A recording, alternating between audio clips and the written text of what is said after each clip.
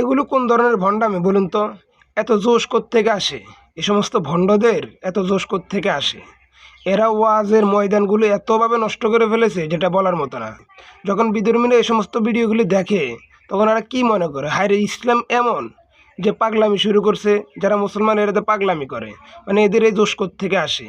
কই এদের যারা বক্তা বা পীর সাহেব, এরা যে এরকম জোশ দেখায় লাপালাপি করে না?